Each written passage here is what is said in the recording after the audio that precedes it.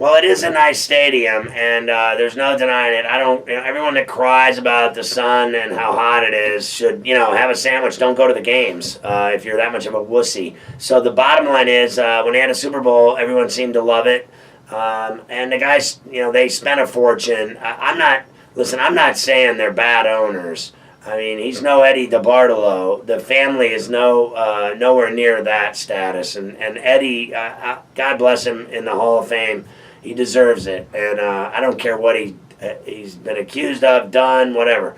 All I know is it's amazing to me that, to be honest with you, because I don't, necessarily agree that he's done a good job running the Niners. I think they've actually made the Niners kind of a mess, and I would also endear him to fire Trent Baalke, who's the worst front office guy I've seen in the NFL in the last few years. I mean, is that guy not the worst?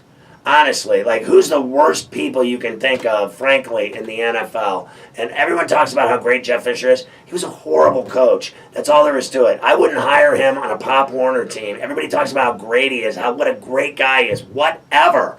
This is about wins and losses, and all you do is lose. You're a loser. That's what people are going to remember you for. In 10 years, they're going to go, what a loser that guy was. They're not going to say how nice he was and how he helped them move to Los Angeles. That stuff's for sissies.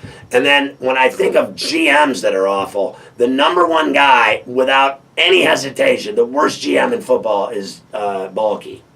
He's butchered the 49ers. He's made the 49ers the laughing stock, certainly in the West Coast, and in the NFL for that matter. He ran off Jim Harbaugh.